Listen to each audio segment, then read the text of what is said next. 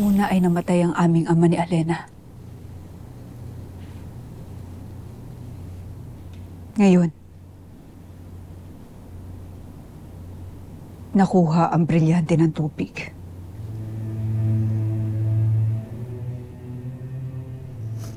Adamus, ibig kong malaman, bakit mo ito sinuko? Ang pagsuko ko ng brilyante ay hindi nangangahulugan naging mahina ako, Ashti. Mas pinili ko lamang iligtas ang aking guro at ang aking ama-ama na sinunong imo.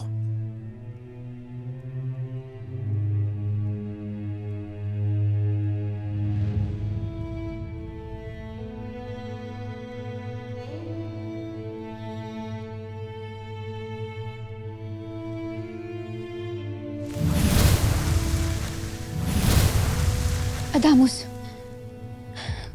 mabuti't ligtas ka. Ano ang nangyari?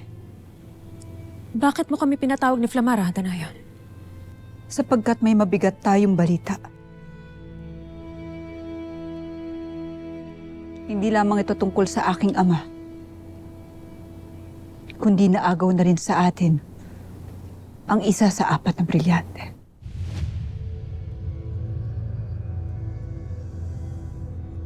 Kaninong brilyante, Ashti? Sandali lamang. Huwag sanang si Adamus ang inyong sisihin. Iniligtas lamang niya ang aking buhay. Kaya maging ako man ay humihingi ng tawad sa inyong lahat.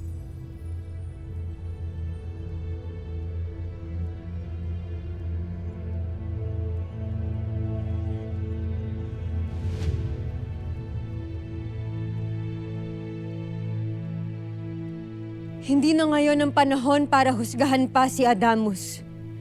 Ang mahalaga na magawa nating lahat ngayon ay makapagtulong-tulong tayo para makaisip ng paraan kung paano natin mababawi ang brilyante ng tubig. Tera, Nunong Imaw, Adamus, walang sinisisi dito. Ngunit tama si Tera. Ngayon ay kailangan na natin malaman kung saan ang kinaroroonan ni Gargat. Nang sa ganun ay sama-sama nating mabawi ang brilyante ng tubig mula sa kanya.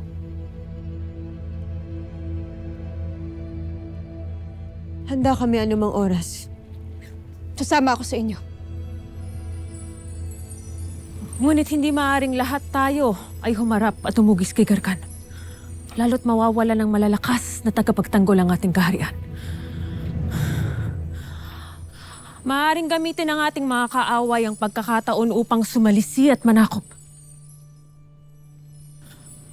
Kaya't iminumungkahi ko na magtungo kang muli sa Sapiro, Armea. Huwag mong iiwan ang iyong kaharian. Gaya ng hindi ko maaaring iwan ang matagalang Hatoria. Ipaubayan na lamang natin kay Danaya, Tera, Dea at Flamara ang paghahanap kay Gargan. Ipatawag din si Lyra. Malaki ang kanyang magagawa.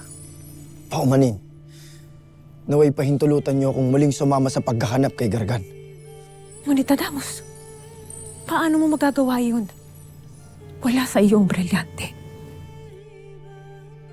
Mas makakabuti, Adamus, kung dumito ka na lamang muna.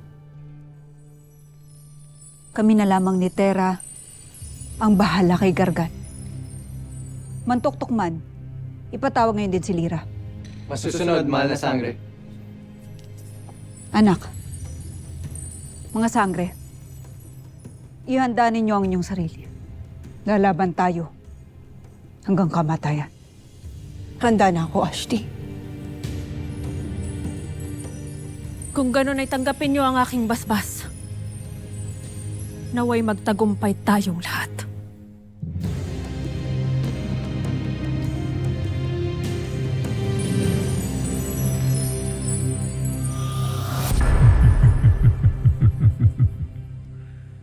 Sabi na nga ba't ito ang kanilang gagawin? Talagang maaasahan ng aking alagang lambana. Sige, mga sangre, hanapin ninyo ako. Harapin ninyo ako upang matikman ninyo muli ang inyong susunod na pagkabigo.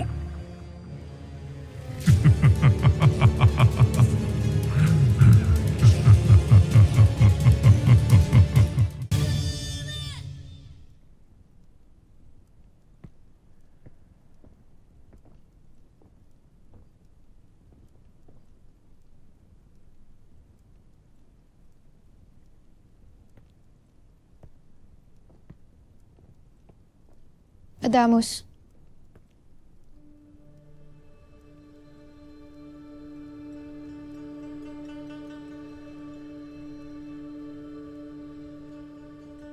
Bumalik ka na ng Sapiro, aking apwe.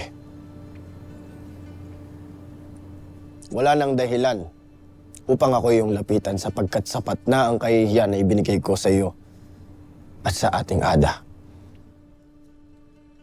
Hindi ako nandito bilang harang.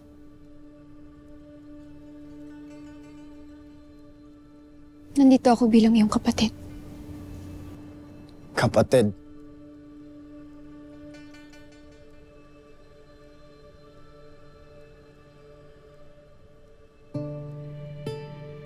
Kapatid na hindi na maaaring pagkatiwalaan. At ngayon, tiyak na iniisip ng lahat na ako'y isang mahinang nilalang, kaya hindi ako sinama sa paghahanap kay Gargan. Mas mabuti pang ako na lamang ang naglaho. Adamus, hindi sukat ng iyong kakayahan ng isang pagkakamali.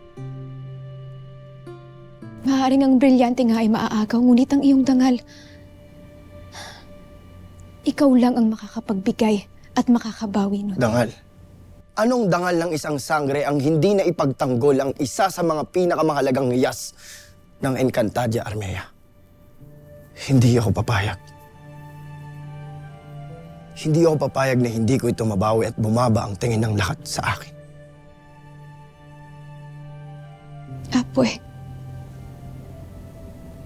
kung nais mong ang bawiin ng brilyante, huwag mo ito gawin dahil nais mong itaas ang iyong sarili.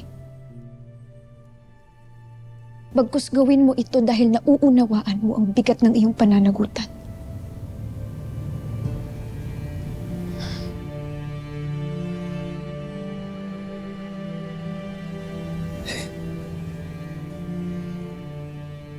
Kahanga-hanga.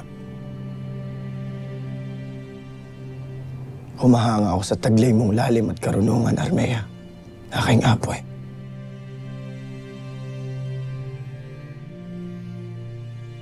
Ipinapangako ko sa iyo, aking apwe, na hinding-hindi ko na kayo bibiguan ng ating Ada. At babaangon ako sa kahihiyang ito. Naniniwala ako sa iyo, Adamus.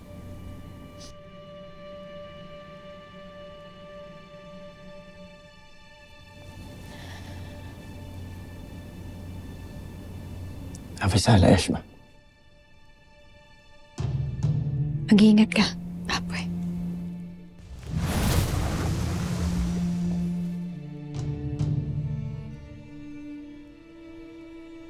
Mag-iingat ka, Adamus.